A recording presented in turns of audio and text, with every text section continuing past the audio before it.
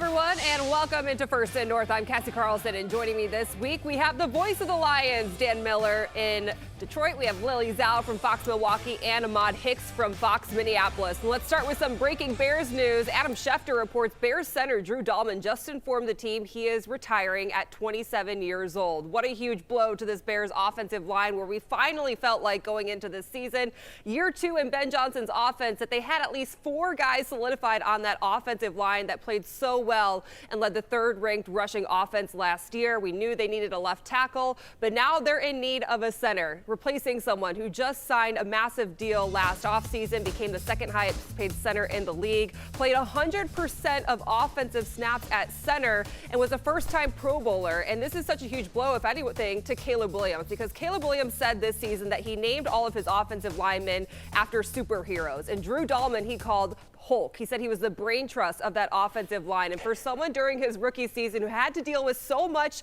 in terms of handling checks at the line, identifying defenses, identifying fronts, Drew Dalman took that off his plate this year. And he was just on Max Crosby's podcast, giving Drew Dalman his flowers, saying how much he meant to him this season. And now the Bears are going to have to find a replacement for him, as well as a left tackle, adding to a lot more speculation this offseason. And it seems like Adam Schefter reports that Drew Dalman has been contemplating this decision for some time. Obviously, a Stanford alum.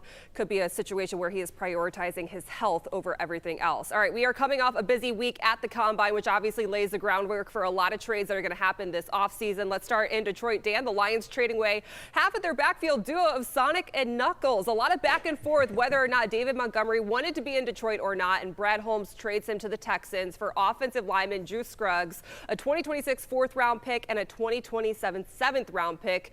Dan, how big of a loss is David Montgomery, and are you surprised the Lions go in this direction with that return? You don't get better trading David Montgomery, but no, not surprised that this is the way it ended up. There were whispers about this during the season as his role diminished, and he had a career low in touches and yards this year. And as the star started to ascend for Jahmyr Gibbs, it was taking away playing time from David Montgomery. And look, we all love Demo. That locker room loves Demo. These fans love Demo. But when he went in, you're taking Gibbs off the field, and Gibbs is one of the best players in the league. He's a touchdown waiting to happen and an electric presence out there that the defense has to take note of. So it was a difficult situation. Now, Montgomery's still an effective player. He will go down there and play good football for the Texans, and the Lions have to find a running mate for Jahmyr Gibbs at this point, because in this league you've got to have two. So we'll see where they go from here. This was what he wanted. He wanted to go someplace where he'd get more of an opportunity to touch the ball regularly. I don't think the Lions loved this, but I think they wanted to take care of a player who had taken care of them. So this is where you end up. Again, not surprising. There was some back and forth. Montgomery put out a tweet over the weekend where everybody said, oh, maybe he wants to stay. But I think the bottom line is he really wanted to go someplace where he was going to get more of an opportunity to play regularly, and that just wasn't going to be here with Jahmyr Gibbs in front of him. All right, Ahmad, I want to go to you because Adam Schefter tweeted this afternoon that the Vikings are open to trading Pro Bowl edge rusher Jonathan Grenard. What's your reaction to that news? Well, first you think about it, it's like, all right, well, that does save the Vikings a ton of money. They are over the cap space right now, so they have to find out a remedy towards that during this offseason process. But you instantly think about the locker room piece that he is, the vocal leader that he is around the team, the guy who leads by example on the field. I know they came up with the slogan last year that said more is required, and that was because of Jonathan Grenard. He didn't have a great season this past year, dislocated his shoulder towards the end of the year, and then ended up having to miss the end of the season. But when healthy, this is a guy that can register 10-plus sacks at any given time, and he's in the middle of his prime right now. So do I love the idea of getting rid of a core locker room guy in Jonathan Grenard? Absolutely not. But on the flip side, does it save them a ton of money and give first-round draft pick Dallas Turner from a couple of years ago more of an opportunity to flourish? Yes, it does. So it's a double-edged sword right now for the Minnesota Vikings, but I think a lot of people around the Twin Cities would like to see Grenard stay. Talk about cost-cutting measures. What happens if the reports come true that they are thinking about cutting Aaron Jones and defensive tackle Javon Hargrave? How does that change the locker room? Well, look, I think you're going to miss a lot in Aaron Jones. He's another one of those core locker room pieces. He's a vocal leader for this team. He's just a bright spot to be around each and every week. But I think we all knew something had to happen. He's making, I think, believed to be close to making $8 million this year, and he was often injured last year, barely finished every game, so they need to find somebody who has a little bit more production and who's a little bit healthier than Aaron Jones, who's probably past his prime. As far as Javon Hargrave, he's been on a lot of teams the last couple of years on one-year deals and things like that. He just has not lived up to his lofty expectations, especially for what he's getting paid. So I think a lot of people predicted this outcome for Javon Hargrave, and sad to see him go, but they certainly have some replacements already on the roster with Jalen Redmond, Levi Drake Rodriguez, just to name a few. All right, well, down at the Combine this past week in Indy, Max Crosby was the talk of the town because everyone's wondering, where is he going to end up? John Spytek, Clint Kubiak saying that they want him to stay in Vegas for now, but obviously all those trade talks are going to start late nights down in Indianapolis. And then we wake up this morning in Chicago, and the Bears become the betting favorites to land Max Crosby. Albert Breer said the Bears are one of the teams to, quote, keeping tabs on Crosby, along with Seattle, Buffalo, Dallas, Baltimore, New England, Philly, and the Rams. And it is no secret that Max Crosby would be an instant difference maker on this defensive line opposite of Montez Sweat. But I actually think coming out of the Combine that the Bears and the consensus is that this edge class is so deep that they might be better off just drafting a young edge rusher and developing him instead of having to give up draft capital this year and in the future. And everyone's saying, well, what's the cost going to be for Max Crosby? And people are likening it to what it would take for Micah Parsons last year, a player and 2 first-round picks. And I think right now, if you're the Bears, yes, you are in win-now mode, but you don't want to be in win-now mode for just a couple years. You want to make sure it extends into the future, knowing that they are going to have to pay Caleb Williams in a couple years as well. And Max Crosby could get traded and then also demand a new contract, knowing he's going to be paid, $38+ million a year. Lily, I kept running into Tim Van Voren at the Combine. He was giving me great restaurant recommendations, and I'm sure you heard what Ben Johnson had to say about the Packers. And if you don't, let's just take a listen to what he had to say to remind everyone. What is the deal with the Packers? Who likes the Packers? How much of that is leaning fully into your job as Bears coach, and how much of it is how you truly feel? Yeah, I mean, the Bears and the Packers, they should not like each other. I think it's as simple as that. And I think that's going to make this rivalry, this game, something that people are going to watch here going forward. Well, people were going to watch regardless. I would love to know if there was any run-in between Ben Johnson and Matt LaFleur down at the Combine. I know Ben Johnson wasn't down there too long, and maybe that's for a specific reason. What's Wisconsin saying about the doubling down Ben Johnson has on his Packers hatred? Yeah, it's like Matt LaFleur's like, why do you hate me? But, you know, at the end of the day, I kind of wish Ben Johnson had answered that question. I think he kind of skirted around it. But listen, he's brought a lot of juice to this rivalry, and his words meant a lot last year. And, you know, he was a guy that said, I'm looking forward to beating Matt LaFleur twice a year, and he did that. So credit to him. But I will say Matt LaFleur has not been at the Combine. He didn't go this year. He didn't go last year. So just doing more of his work in Green Bay. Brian Gutekunst, their GM, was one kind of holding down the fort in terms of, you know, kind of being one of the Packers brass down in Indy. So they unfortunately didn't run into each other. I know later in that interview, Ben Johnson said, yeah, him and Matt LaFleur just don't talk, and that's okay, and that's the way it's going to be. But listen, it's Ben Johnson has added a lot of spice. He's thrown a lot of fuel in this rivalry. And this season, it's up to Matt LaFleur and the Packers to really answer that. The Bears punched them in the mouth multiple times last year. Green Bay has to counter. So I think a lot of what Ben Johnson is saying is not really sitting well in Wisconsin, but he backed up what he was able to do last year. Packers have to do the same this time. It reminds me a lot of a college football rivalry, which is why I think I like it so much, because you don't see this so often in the NFL, but it is very college football. Let's talk a little bit more about the Packers, who do not have a first-round pick in the draft this year. But GM Brian Gutekunst has made it clear where the team should improve. Take a listen. Certainly in the secondary, I think we're going to need to add some competition, probably inside linebacker, throughout the offense. I mean, there's to me, it's more. It's not about positionally. It's more about our entire football team, because how we're going to play. We have a new defensive coordinator. There's so many things that are undetermined right now. But to me, if you get enough well-rounded football players that can compete at any level, the better you're going to be. Lily, do you agree with him, or where do you think the area of focus should be?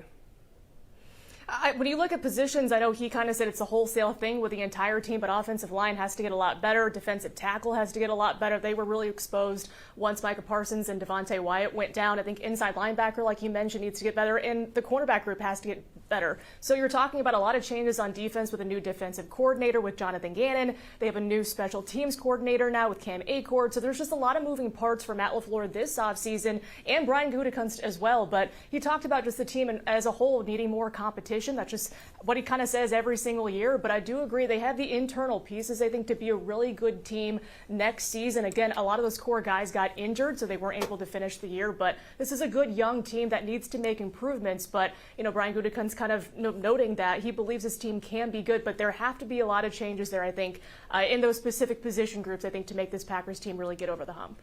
Another topic of conversation from Green Bay revolves around backup quarterback Malik Willis, who might get $30 to $40 million a year and potentially landing in Miami. Take a listen to former Packers, DC, and now Dolphins head coach Jeff Hafley. A lot of times he really couldn't do what he does best, because I was sitting there telling him, if we were playing a drop back guy and he started scrambling, I'd tell him, hey, you got to stay in the pocket, man. Like, stop scrambling. That's not what we're doing today. And then if we were playing a scramble, he could kind of play his game and do his thing. Obviously him and I have a really good relationship, and he always did a really good job and gave us everything that he had. As it pertains to the Miami Dolphins, listen, I think I'd be lying to you. Any team that is potentially in a needy quarterback situation, if they tell you they're not talking about Malik Willis, that would be a lie. So this is considered a down quarterback draft class. There's a lot of free agent quarterbacks out there. Lily, where do you think Malik Willis goes? Does this relationship mean he has a high chance of going to Miami?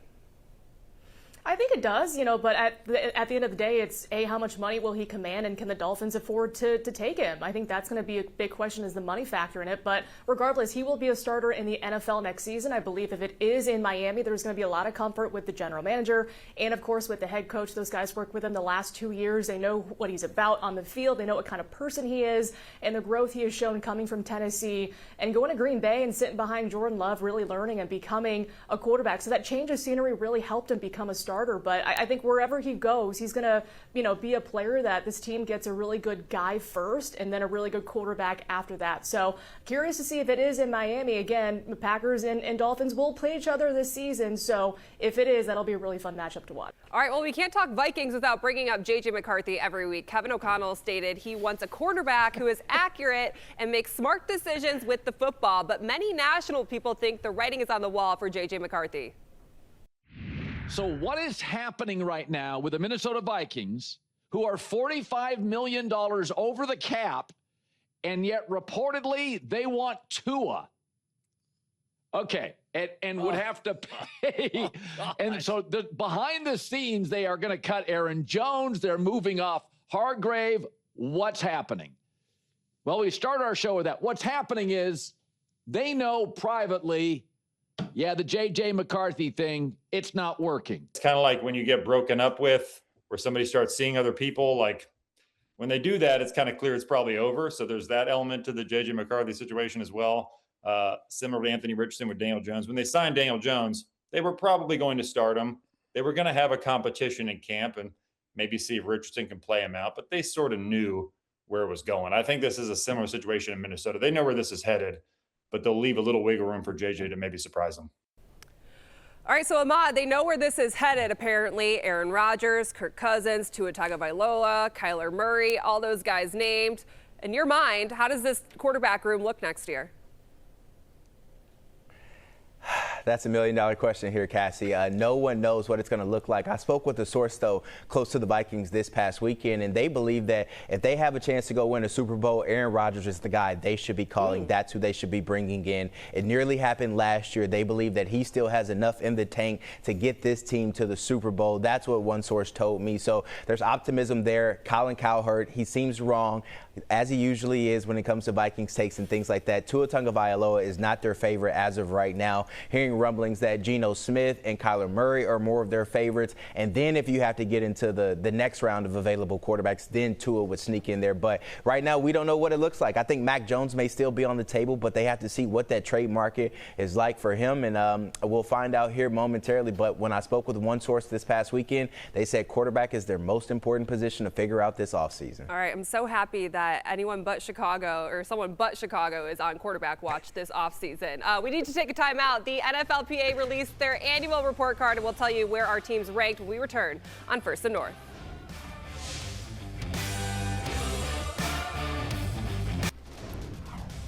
Welcome back to First and North. I'm Cassie Carlson at our Fox 32 studios in Chicago, joined this week by Dan Miller in Detroit, Lily Zhao in Milwaukee, and Ahmad Hicks in Minneapolis. The NFLPA report cards are no longer released, but they are leaked, and that added to the discussion at the NFL Combine in Indianapolis last week. Looking at the division, the Vikings rank second overall in all of the NFL, I should say. The Lions 9th, Bears 13th, and Packers 21st. Lily, let's start with you. Did it come to a surprise to you that Matt LaFleur graded a B- on the report card?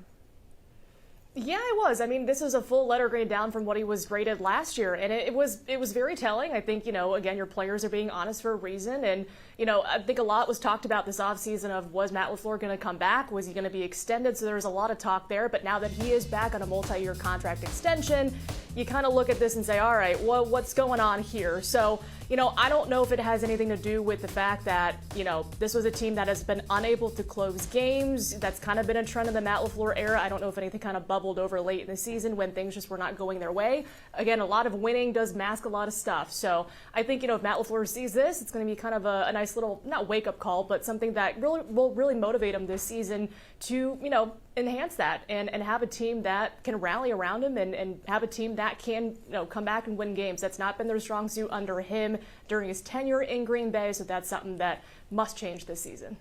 Dan Campbell receives an A. Offensive coordinator John Morton, who eventually got fired, got a C-. Anything else that was surprising on the report card to you? No, because I think the Lions have tried to improve some things and make this someplace that players want to be. The locker room has been completely redone. It's gorgeous. They redid the training facilities in where the trainers work and where the players go to get treatment. The area where the cafeteria is has been expanded, and I think the choices for the players and the quality of food has been expanded. So I think they've put a lot into the things that go into these types of polls from people to make it a place where players feel comfortable spending all the hours that they spend there, which is usually breakfast, lunch, sometimes dinner, and back early again the next morning. So a lot of work has gone into this. I think they're seeing some of that pay off. No surprise in Dan Campbell's grade, and no surprise when a coach that didn't work out here gets a poor grade. So those things kind of were not surprising to anybody here in terms of the Lions grading. Ahmad, I would say it was kind of surprising that the Vikings' newly fired GM got an A in this report card.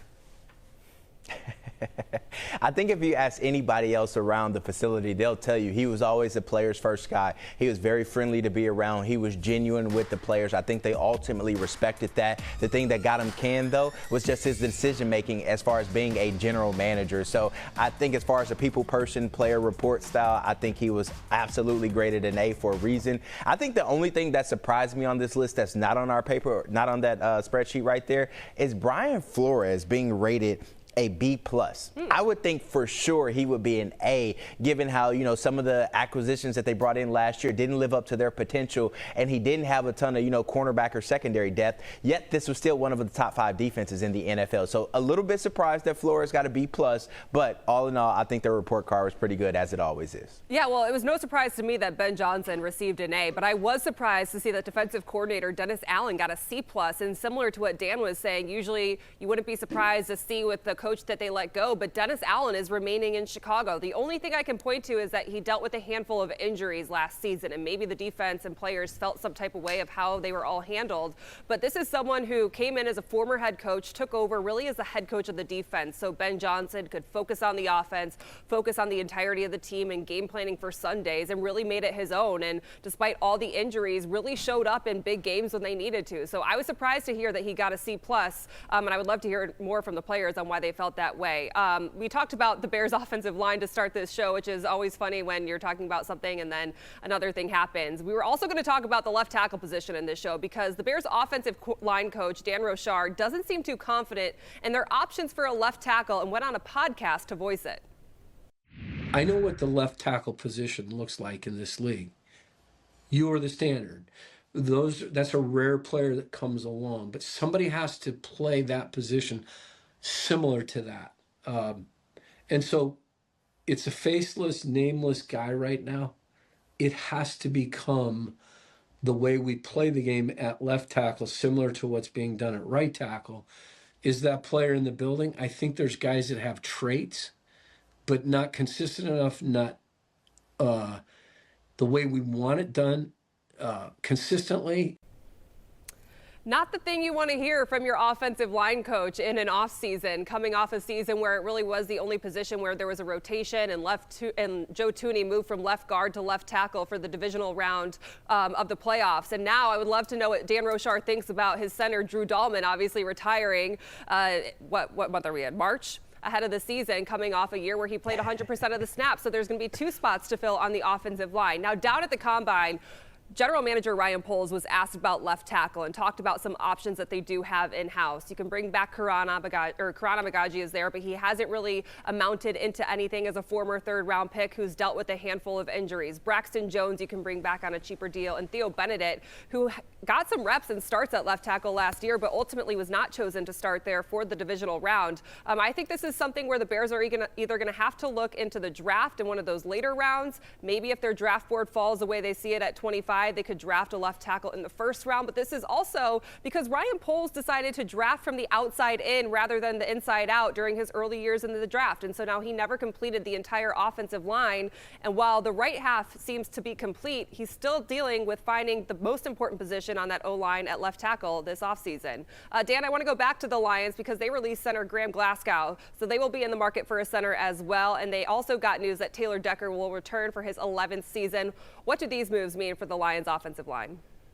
Well, the Decker news is good news because it takes a huge piece off your to-do list. Now, saying that, Dan Campbell also made the point before Decker made it official that even if he comes back, you need to find another tackle, A, for the future, and B, because Dan Skipper, who had been your swing tackle, is retired and he's now on the coaching staff. So they are still very much in the market for a tackle, and it would not surprise me if somewhere early in this draft they took one with an eye on either being Decker's backup, being the swing guy, being the guy who comes in for their jumbo packages, or being the heir apparent either at right tackle where you can move Sewell back to left tackle or at left tackle for Decker, whatever they decide to do. So still in the market there. The center thing isn't surprising. Graham is getting a little bit up there in years, did not have a great season last year. He's been moved around. He did whatever they asked him to do, whether it was guard or center in Detroit.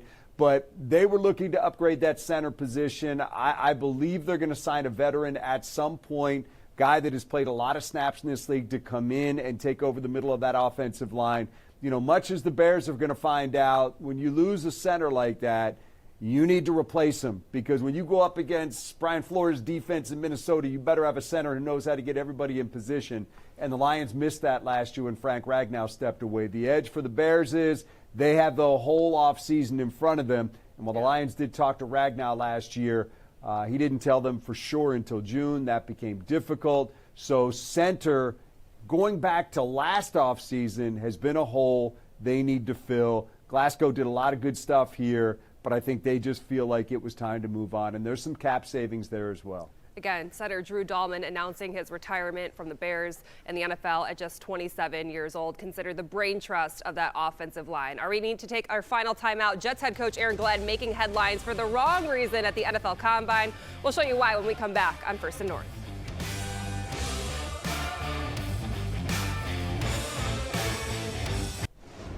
Welcome back to First and North. 2 former Lions coordinators are bringing opposite energy this offseason. First, you have Jets head coach Aaron Glenn caught taking a cat nap during the on-field workouts at the Combine. Dan, do you give him a pass because of the long days and even longer nights? I think if I know AG well enough, he'll tell you, man, I got years of tape to watch on this guy. I don't need to see him run around in shorts to know whether or not he's a football player. I'd probably nod off too. Yeah, I think a lot of people do, and that's why guys like Matt LaFleur and Ben Johnson head home early. All right, everyone, great show as always. For Dan, Lily, and Ahmad, I'm Cassie Carlson. Thanks for watching, and we'll see you next week right back here on First and North.